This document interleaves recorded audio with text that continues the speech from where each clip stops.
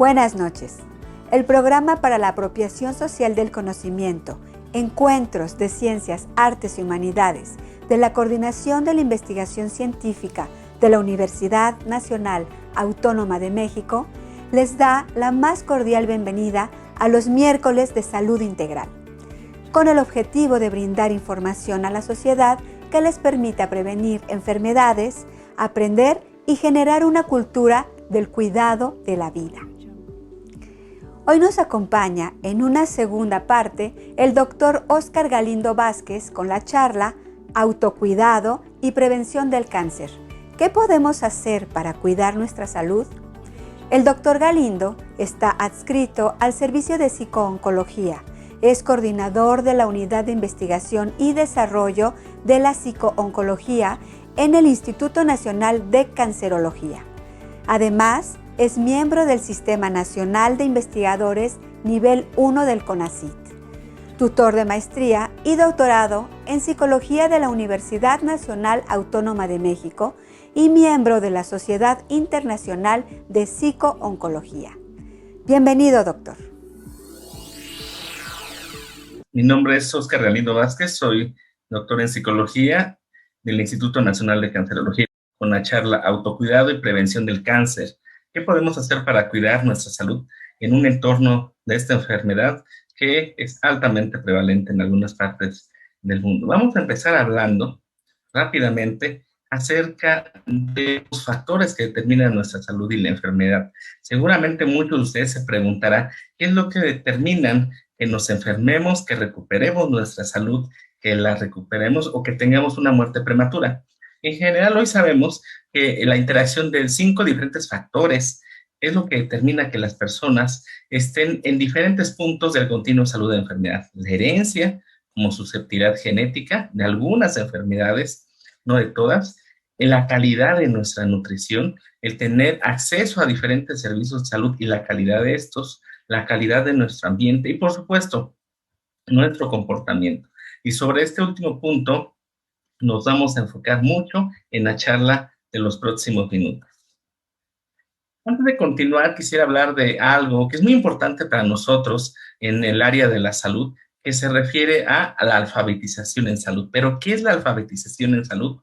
Son las habilidades cognitivas, o sea, las creencias y pensamientos que las personas tenemos, habilidades sociales que determinan la motivación y la habilidad de las personas para tener acceso y usar información en formas que promocione y mantenga una adecuada salud. Entonces, este término es muy importante porque lo que más queremos nosotros desde el sistema de salud es que las personas tengan un adecuado nivel de alfabetización, que tengan acceso a información, que esa información sea válida y confiable, que tengan la capacidad de discernir sobre ella y principalmente que tenga algún efecto positivo en comportamientos que ayuden a conservar su salud o a promoverla.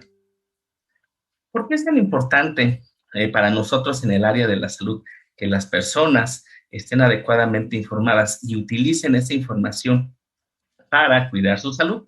Porque a lo largo de la vida nos enfrentamos a muchas decisiones que tienen que ver con nuestra salud. Por ejemplo, aquí tenemos a una hipotética persona que se pregunta aspectos como cómo mantener un plan de cuidado para su salud, qué comer, qué cantidad de ejercicio y cómo hacerlo sería lo más adecuado. ¿Necesito una mastografía? ¿Debería vacunarme? Las vacunas es un tema que actualmente es altamente recurrente. ¿Qué servicios de salud preventiva existen? Esa parte es muy importante porque actualmente hay algunos servicios de prevención en donde la población en general debe de estar informada que existen para tener acceso a ellos. ¿Cómo seguir las instrucciones médicas? Un aspecto fundamental, la adherencia al tratamiento. ¿Cuándo ver a mi médico? ¿Cada cuánto tiempo? ¿Y cuáles serían las circunstancias para verlos? ¿Y qué opciones de tratamiento existen en el caso de ya tener una enfermedad diagnosticada? Entonces, como nos damos cuenta, son muchas decisiones para las cuales el estar adecuadamente informados y tener acceso a información válida y confiable es sumamente importante. Un aspecto que también es importante saber es que esta alfabetización, el grado en que las personas tengamos información válida y confiable, va a interaccionar con otras áreas que tienen que ver con el cuidado de nuestra salud, la prevención de enfermedades y la promoción de la salud. un aspecto fundamental. Una de las preguntas que nos hacen recurrentemente en el Instituto Nacional de Cancerología es si el cáncer se hereda. Es muy importante que ustedes sepan que de todos los cánceres que existen, entre un 5 y 10% se consideran que tenemos una heredabilidad en la familia o son portadores de una mutación genética. El resto, como ustedes pueden ver en esta imagen, cáncer esporádico y cáncer familiar, usualmente son personas en nuestras familias, el abuelito, la hermana o el papá, que pueden desarrollar cáncer, pero no necesariamente van a transmitir a los descendientes esta susceptibilidad. Otro aspecto que es sumamente importante, los mitos sobre el cáncer. Y es muy importante poder ventilarlos con sus médicos, con las enfermeras, con los profesionales de la salud, para que los podamos apoyar. ¿Se hereda el cáncer? Aquí hablamos como una susceptibilidad, como comentamos, entre el 5 y 10%. Otro mito es sobre si los problemas emocionales, hacer un coraje, tener depresión o ansiedad causan cáncer. Para esto no hay evidencia científica que demuestre que estos estados emocionales nos pueden llevar a desarrollar una enfermedad oncológica, ¿ok? Lo que sí puede llegar a pasar es que una persona que sea muy estresada o que tenga mucha ansiedad consuma mucho tabaco o alcohol y eso incremente la posibilidad de que desarrolle una enfermedad oncológica o cualquier otra, como las enfermedades cardiometabólicas, por ejemplo, hipertensión arterial o diabetes. Otro aspecto que es muy importante es la medicina alternativa y complementaria. Muchos de nuestros pacientes, antes, durante y posterior al diagnóstico de cáncer, usualmente llevan a cabo algún tipo de prácticas o de consumo de medicamentos que se denominan alternativa complementaria, que va desde test, van desde medicamentos que no tienen una indicación por el equipo médico. Y para esto, algo que se sugiere es que siempre consulten a su doctor, siempre consulten al equipo médico.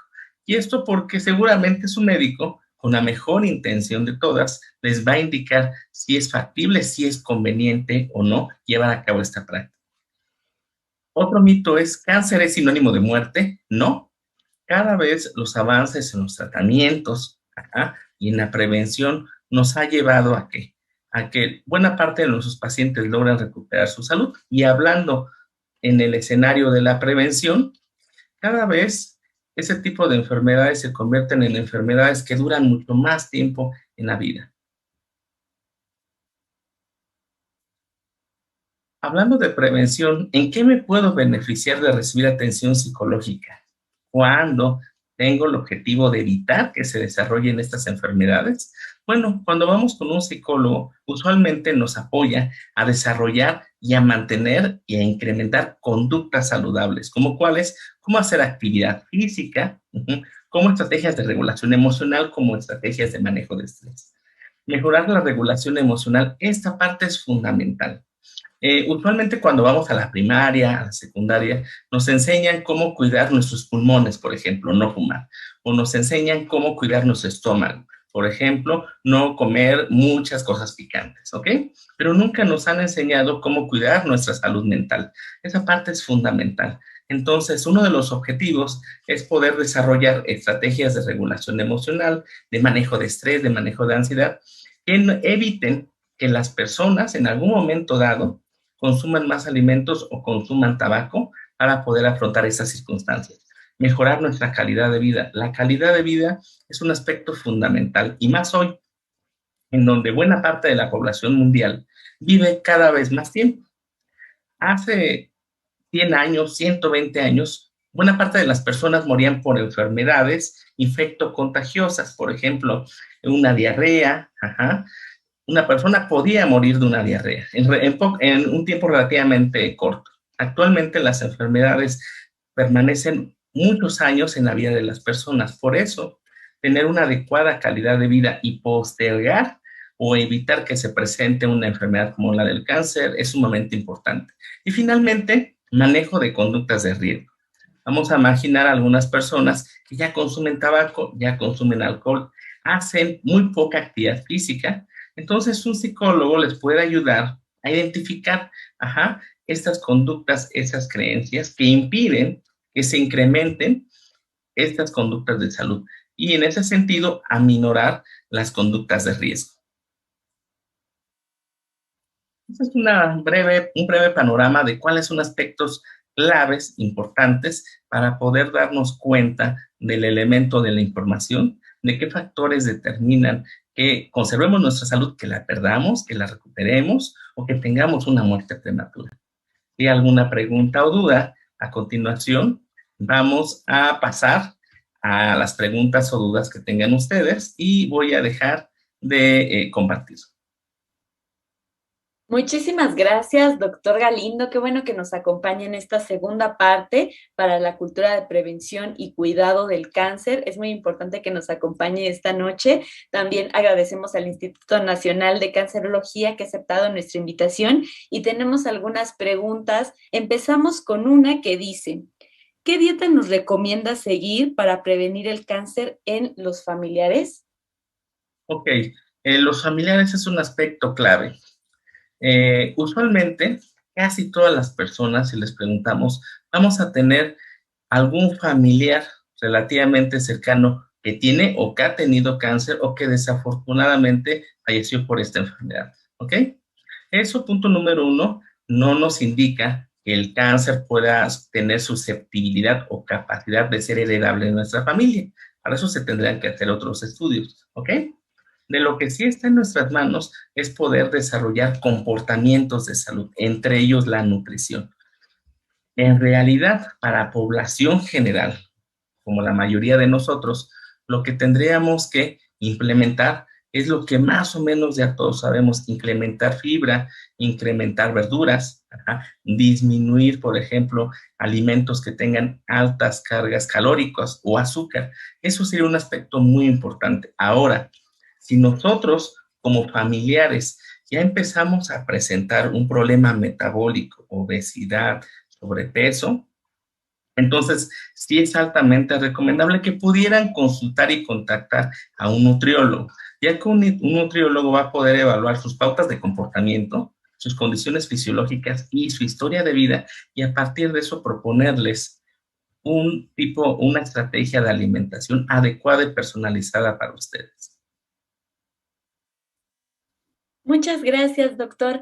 Aquí también nos pregunta Rosy Castillo: ¿se registra alguna patología que pueda ser indicio de cáncer en los huesos? Ok, una pregunta muy importante. Usualmente, si estamos hablando de ese tipo de patologías, nos referimos a un grupo que son los sarcomas. Usualmente, en el caso de los sarcomas, empiezan a haber lesiones que pueden llegar a incrementar su tamaño, y hacer protuberancias a la palpación de la parte afectada, ¿ok? Entonces, un aspecto muy, muy importante en ese sentido es poder identificar alguna lesión anormal. A veces los pacientes nos dicen: identifique un bulto, principalmente en extremidades, piernas o brazos. A partir de eso sería muy pertinente poder consultar a un equipo médico para descartar una posibilidad. Les voy a decir algo: en la mayor parte, una buena parte de las personas que sospechan tener cáncer, al final, afortunadamente, no van a desarrollar una patología oncológica, una enfermedad oncológica, va a ser algún otro tipo de condición. Pero para descartar, principalmente si hemos tenido conductas de riesgo durante mucho tiempo o tenemos varios casos de cánceres en nuestra familia, sería muy importante ir con un médico. Y por supuesto, lo que está en nuestras manos es poder implementar conductas de tamizaje, muchas de ellas ya conocidas, principalmente cáncer de mama o cáncer ginecológico. Sin embargo, hoy en día hay algunas otras procesos oncológicos, algunos otros cánceres que han aumentado en su número, por ejemplo, cáncer de próstata o cáncer de colon y recto, para los cuales usualmente no es tan conocida su sintomatología, o la sintomatología que presentan puede ser muy difusa, ¿ok? Entonces, eso sería una de mis recomendaciones: poder tener mayor información acerca de estas patologías. En el chat le he pasado al equipo de la UNAM algunos links. InfoCáncer puede ser uno de ellos, la página del INCAN, la Sociedad Americana del Cáncer, en donde hay información válida y confiable que les pueda ayudar a poder identificar cuáles son estos indicadores, que son como pequeños focos naranjas que nos hagan decir: vamos mejor con el médico para poder descartar algo más. Gracias, doctor. Otra pregunta de Yuji Olmos dice, ¿esta pandemia es factor de riesgo para padecer un cáncer? Hablando que hay estrés, ansiedad, etcétera. Una pregunta muy interesante. En la pandemia usualmente es un factor de riesgo para muchos problemas de salud mental. Eso lo hemos visto. De hecho, tenemos una investigación publicada también en el instituto que nos indica que los problemas de salud mental, síntomas de ansiedad, síntomas de depresión, estrés y consumo de sustancias han aumentado. Ese es un aspecto muy importante. Sin embargo, pensar que a mayor estrés, mayor depresión o mayor ansiedad, eso va a causar que haya mayor probabilidad de desarrollar un cáncer en nosotros, no se ha demostrado hasta este momento. Lo que sí es de preocupar es que si tenemos mucho estrés, mucha depresión o ansiedad por largo tiempo, por muchos años, eso nos puede llevar a hacer menos conductas saludables, por ejemplo, menos ejercicio, tener conductas sexuales de riesgo, consumir más alcohol, consumir más tabaco, y eso son un grupo de factores de riesgo que incrementan la posibilidad de que se desarrolle una enfermedad. En ese grupo de enfermedades pudiera estar el cáncer. Pero como tal, como lo comenté hace un minuto, el tener estas enfermedades mentales, ansiedad, depresión, estrés, no explican directamente la presencia de un cáncer más adelante. Gracias, doctor. Artemisa Machado pregunta, ¿podría decirse que la nutrición es la causa más importante para enfermar de cáncer? Y el cigarro, obviamente. Una pregunta muy interesante. La nutrición es uno de los factores más importantes, no es el único, y se los quiero compartir porque tenemos algunos pacientes que no han fumado nunca en su vida, que han hecho ejercicio, que se cuidan en cuanto a su nutrición y aún así desarrollan ese tipo de enfermedades, ¿ok? Eso es cierto. Sin embargo, una buena parte de la población que tenemos en el instituto de nuestros pacientes tienen estos factores de riesgo, una deficiente nutrición, consumo de tabaco, consumo de alcohol o estar expuesto a haber hecho actividades en leña, por ejemplo, haber asado, haber cocinado en leña por muchos años. La nutrición es un aspecto fundamental. De hecho, se explica que entre los 3 principales factores de riesgo a largo plazo es una nutrición deficiente, en el sentido que tenga alta ingesta calórica, por ejemplo, y en combinación con otros factores, obesidad, tabaco, por ejemplo, entonces sí pueden incrementar la posibilidad. Un aspecto que también es importante es que la nutrición en el paciente oncológico, ya cuando es diagnosticado, es parte del tratamiento. Pero en este momento, en esta charla, hay que pensar cómo la nutrición puede ser un aliado para nosotros, para disminuir la probabilidad que más adelante desarrollemos una enfermedad. Gracias, doctor. Otra pregunta de Daniela Tapia Rubio. ¿Qué pasa si un paciente con cáncer tiene falta de apetito prolongado? ¿Cómo se aborda psicológica y médicamente? Ok, la falta de apetito, la fatiga, por ejemplo, o la afectación cognitiva que pueden ser frecuentes en nuestros grupos de pacientes ya diagnosticados, lo vemos como un objetivo de tratamiento multidisciplinario. ¿Qué quiere decir esto? Lo tiene que ver el médico, en el caso de falta de apetito, el médico, la nutrióloga o nutriólogo es una parte fundamental del tratamiento oncológico y por supuesto el psicólogo. No ponemos en duda que algunos factores psicológicos, como la ansiedad, la depresión, pueden incidir en un menor consumo o un mayor consumo de alimentos. Eso me queda muy claro. Sin embargo, cuando se presenta esto en un paciente con alguna enfermedad crónico-degenerativa como esta, usualmente lo recomendable es que lo vean varios expertos, el nutriólogo, el médico, el psicólogo, y a partir de eso tengamos una buena foto, una foto clara de qué es lo que está sucediendo con nuestro paciente e implementar una intervención. No siempre la modificación de los estilos de alimentación se deben directamente a un estado emocional. Sí tiene una incidencia. Por eso es el insistir en que tengamos un equipo de salud formado por diferentes profesionales.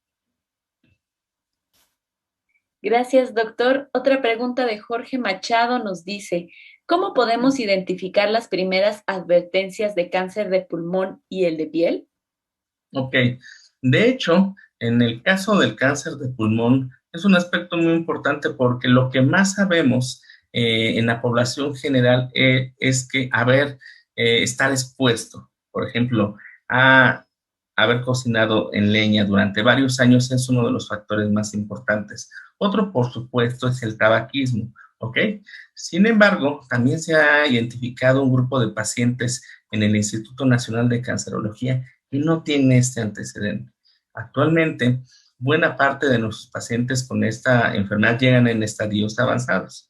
Entonces, uno de los aspectos muy importantes es que podamos detectar a lo largo de nuestra vida es esta forma de toser. De hecho, algunas personas le llaman como tos del fumador. Y si tenemos aparte el antecedente de varios años de consumo de alcohol o de tabaco, sería un punto, como un foco amarillo por el cual sí poder recibir por lo menos la valoración de un profesional de la salud.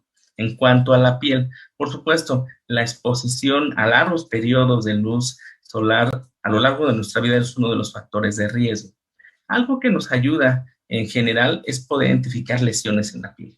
Por ejemplo, si nosotros notamos que en alguna parte de nuestro cuerpo de repente aparece una lesión, algo parecido a un lunar. Ese lunar tiene bordes irregulares. ¿Qué quiere decir bordes irregulares? Imagínense como cuando estrellamos un huevo en el sartén. Eso es un borde irregular. No se hace como un círculo perfecto, sino los bordes son así como si fueran pequeñas mordiditas, ¿ok? Otra es el color. Y el color es irregular, no es de un solo tono, sino ese pequeño lunar cambia de tonos en su superficie. Entonces, ese podría ser un indicador de ir con el equipo de salud y con un médico para que nos dé su punto de vista. Muy probablemente no se trate de un melanoma, que es un cáncer de piel, pero eso sería uno de los indicadores más valiosos y confiables que nosotros podamos tener como población general en nuestra vida cotidiana. Gracias, doctor. Otra pregunta de Gerardo Gándara. ¿Cuáles serían los estudios que podemos hacernos al menos una vez al año para diagnosticar a tiempo la enfermedad? Ok, depende de qué enfermedad, es un aspecto muy importante. Aquí depende también de la edad. La edad es muy importante, por ejemplo, hacerse estudios para identificar cáncer de próstata teniendo menos de 30 años no tendría mucha recomendación.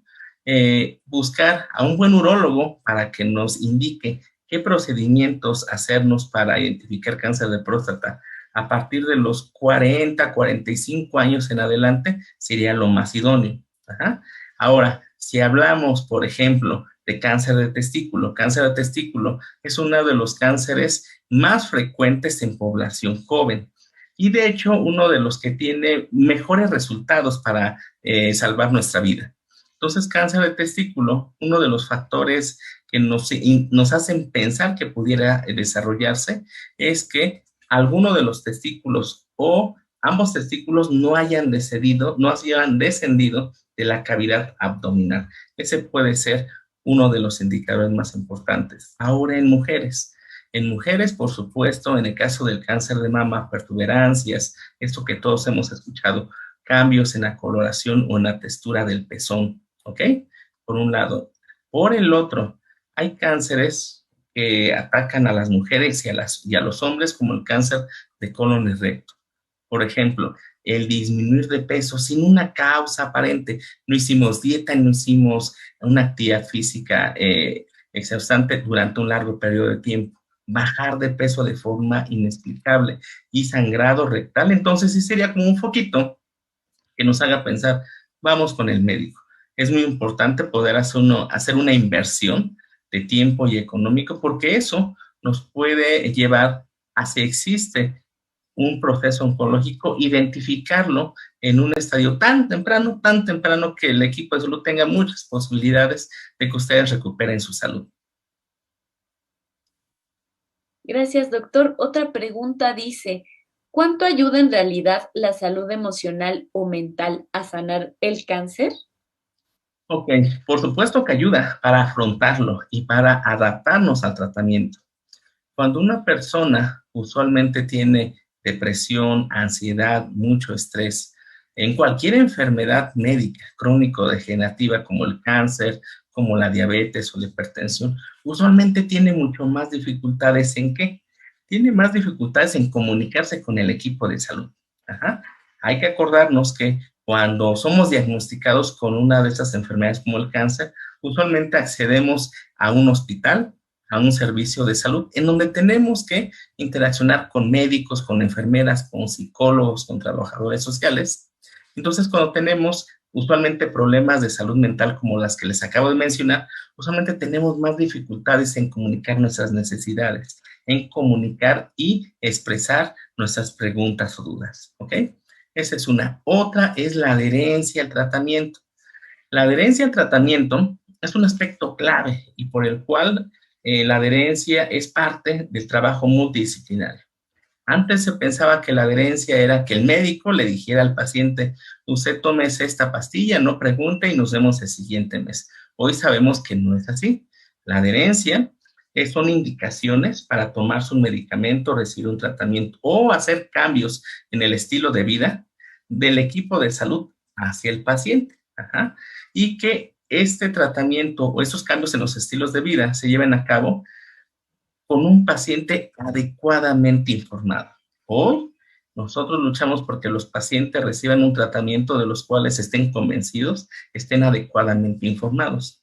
Entonces, si tenemos un problema emocional, eso puede incidir en que no hagamos cambios en nuestro estilo de vida, no tomemos nuestras pastillas o medicamentos o no recibamos el tratamiento. Otro aspecto que también es muy importante es que usualmente un paciente que está más deprimido, que tiene mayores síntomas de ansiedad, mayores síntomas de estrés, es un paciente que toma más medicamentos. Es un paciente que en algunas ocasiones se ha identificado que pasa más tiempo en hospitalización, ¿ok? Entonces es un paciente que a la larga va a tener dificultades para adaptarse, por un lado, y va a tener menor calidad de vida. Uno de nuestros objetivos en el Instituto Nacional de Cancerología es que los pacientes reciban el tratamiento adecuado y que hagan su vida lo más normal posible. Pero usualmente si tenemos algún problema de salud mental, esa normalidad puede representar un malestar emocional. Por eso es sumamente importante que identifiquemos en el hospital en donde estemos si hay algún equipo de psicología, de salud mental, para poder recurrir a ellos de una forma oportuna. Gracias, doctor. Otra pregunta de Adriana Rendón. ¿Alguna forma de detectar algún problema de cáncer en los huesos? ¿Algo como dolor? Sí, dolor y como lo comentaba hace rato, lesiones o protuberancias en donde ustedes identifiquen que la masa, que hay una pequeña masa que empieza a crecer a lo largo del hueso. Principalmente estos cánceres se dan en extremidades, brazos o piernas. Entonces, a veces hemos identificado que los pacientes, por ejemplo, en rodilla o en fémur, empiezan a identificar como una pequeña lesión. No necesariamente como un bulto, sino empieza a identificar como que empieza a crecer una pequeña bolita, usualmente dura, en alguna parte del hueso. Eso no es algo normal. Que nos duelan los huesos puede ser explicado por muchas otras circunstancias. Si ese dolor es persistente y se combina con alguna lesión, por pequeña que sea, y esa lesión no estaba ahí, empieza a crecer de forma rápida, sería un indicador para acudir a nuestro médico. Algunos de mis pacientes me dicen, es que yo no quiero ir con el médico porque me da miedo que me diga que tengo una enfermedad como el cáncer. El problema es de que si postergamos por mucho tiempo esta atención o esta consulta, usualmente podemos llegar con una enfermedad tan avanzada que vamos a tener pocas posibilidades de recuperar nuestra salud. Gracias, doctor. Otra pregunta que tenemos aquí es, ¿quiénes son más susceptibles a padecer cáncer? ¿Hombres o mujeres? Depende, evidentemente. Hay cánceres que por la condición de sexo son evidentemente en mujeres, otras en hombres. Por ejemplo, cáncer de mama hay muchísimas más pacientes femeninas que pacientes masculinos. Si hay cáncer de mama en varones, por supuesto que los hay, pero es mucho menos frecuente. Y otros cánceres que son por condiciones fisiológicas solamente en hombres o en mujeres, ¿ok? Ahora, en relación a los cánceres que pueden ser en ambos géneros, como los cánceres gástricos, tendríamos que especificar qué tipo de cáncer estamos hablando. Usualmente, en el caso del cáncer de colon y recto, más o menos hay una paridad. Hay una paridad, aunque hay un poquito más de hombres con cáncer de colon y recto que mujeres.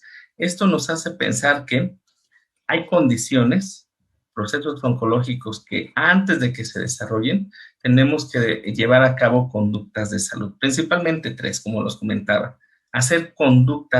Promover conductas de salud, hacer ejercicio, regulación emocional, por ejemplo, tener una dieta balanceada. 2, si nosotros ya somos una persona tal vez de 50 o 60 años, hombres o mujeres, en el caso de mujeres, hacerse mastografías o Papá Nicolau, en el caso de los hombres, entonces ya empieza a darnos un indicador que un tamizaje para cáncer de próstata sería lo más adecuado. Y finalmente, el punto 3, estar lo mejor informados posibles. Estas preguntas que nos están haciendo son sumamente importantes para nosotros. De hecho, apostamos a que nuestros pacientes les decimos, cada vez que vaya con su médico, con su oncólogo, al Instituto Nacional de Cancerología, lleve una libreta. Y esa es una recomendación para todos. Y en esa libreta anotemos el nombre y la especialidad del médico o psicólogo o enfermera que nos atendió el día de hoy. Punto número 1. Punto número 2. Hagamos un breve resumen de la información que nos dieron.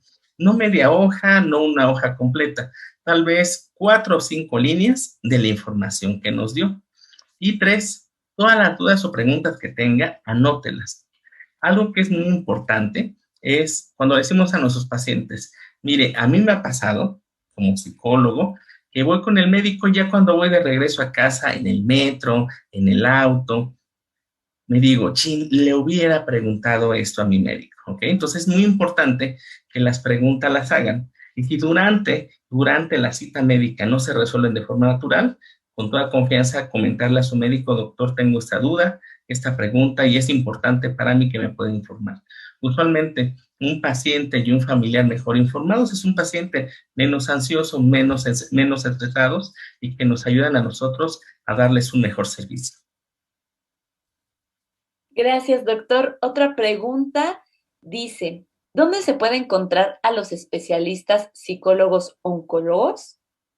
Ok, en el caso del área de psico-oncología, usualmente se concentran en hospitales que tienen esta especialidad, ¿ok?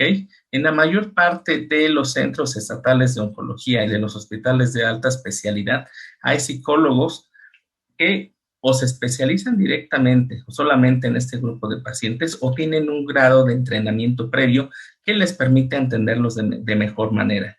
1. Y 2, aparte de que se denominen psicooncólogos, tienen que estar adecuadamente entrenados en estrategias terapéuticas válidas y confiables que los pueden ayudar a ustedes a manejar su estrés, a manejar su depresión, a manejar su ansiedad.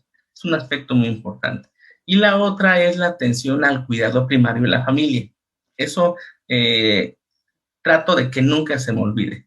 La atención a la salud mental de nuestros pacientes ya no tiene que verse como algo optativo, tiene que verse como parte del tratamiento rutinario de nuestros pacientes. Y con esto, poder desarrollar también programas para los cuidadores primarios informales. Seguramente los han escuchado. Son estas personas usualmente familiares que invierten mucho tiempo, años de su vida en apoyar a nuestros pacientes, por los cuales les estamos sumamente agradecidos, pero que también pueden desarrollar a la larga problemas emocionales, fatiga, problemas de sueño, y que también se requeriría que puedan tener la oportunidad de acceder a la atención con un psicooncólogo. Muchas gracias, doctor. Nuevamente agradecemos también que hayan aceptado nuestra invitación al Instituto Nacional de Cancerología y para concluir le cedemos la palabra, doctor, con sus comentarios finales. Recordarles que en el caso de la prevención, todos somos partes del sistema de salud. Todos tenemos cierto grado de responsabilidad por nuestra salud para poder hacer cambios que puedan evitar ese tipo de enfermedades. Muchísimas gracias por los minutos y por la oportunidad de hablar a nombre del Instituto Nacional de Cancerología y seguramente no será la última ocasión que podamos colaborar. Muchísimas gracias y hasta luego. A continuación, se presenta Midnight Blues. Ellos interpretan música mexicana con una propuesta propia. Sus integrantes logran una sinergia que resulta en un vasto mosaico sonoro y expresivo. Disfrútenlo.